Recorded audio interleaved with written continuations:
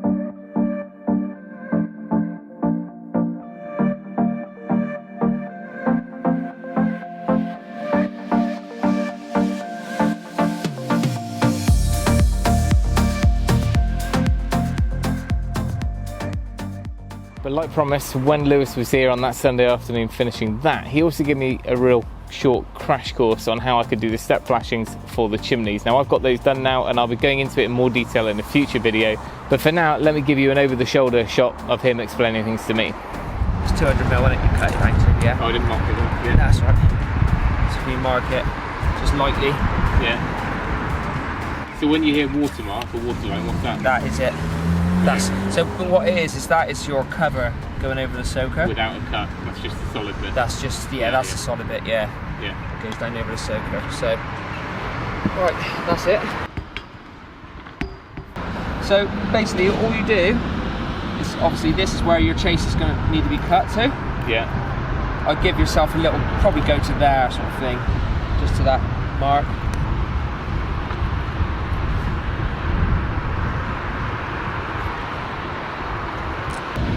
Take it down. Yeah. So how do I determine what angle these come back in at? So these come, now it is simply point to point. Point to point. Yeah. And then you add your inch on after. So if I to fold in.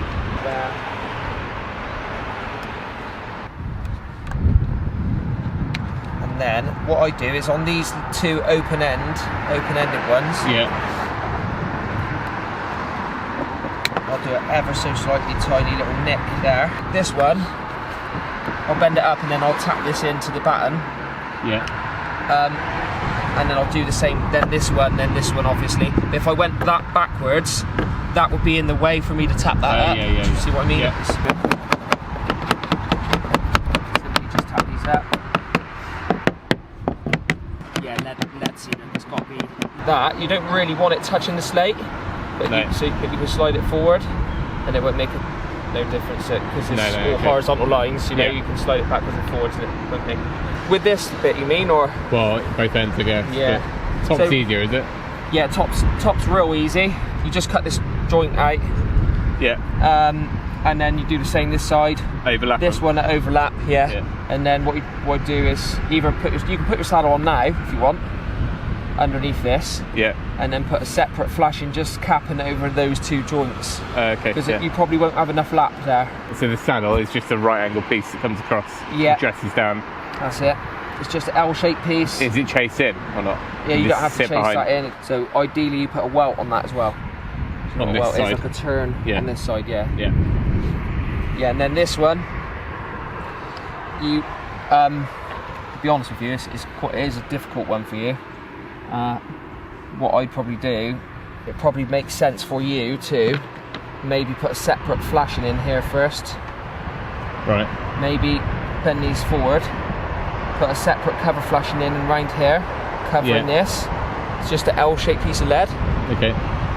And then you can put this, like that's going to be covering all your apron then. Yeah. So all this is all weather tight behind the soaker. So Do you sort of understand what you definitely need to with do? that bit, yeah. Yeah. Yeah, it's just that bottom which is a pain. That's that. So you can use that as a reference. And anyway. I didn't hang about getting stuck in. The next morning I made a start. Now that bit of footage I shot of Lewis explaining things was more for my own reference than anything, but I thought I'd leave it in and he was happy for me to do that. So that just really gives an overview of how to do these step flashings in one piece. Now of course you can do it individually as well.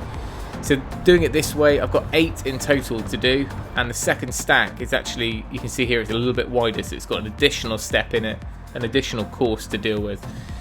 But that said, everything went pretty much to plan. The only difficult bit, as Lewis predicted, is the bottom where we've got that brick that sticks out slightly.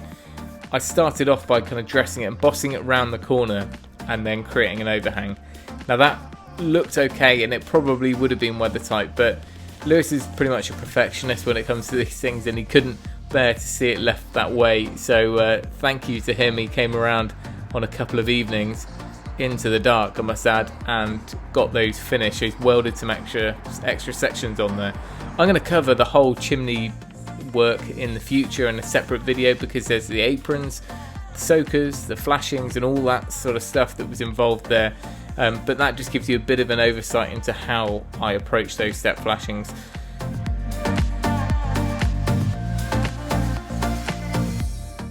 Now of course it goes without saying, another huge thank you to Lewis for all of his help on the roof and for sharing his expertise with us. Now of course he would have done a far better job on all of the flashings and all of the chimney and probably all of the roof, but he's so busy and so booked out that the next best thing was for me to just get his guidance on those flashings. So he had to put up with a few messages from me as I was doing it, but in the end we got there, and I was really pleased that he was able to come out and just do those little bits of welding and check over all my work before the scaffolding comes down. Anyway, I'm going to put all the links as last time down to all of Lewis's work, all of his own channel and Instagram handle. I'll also stick a link up here now to the previous leadworking video, which has gone down a complete storm.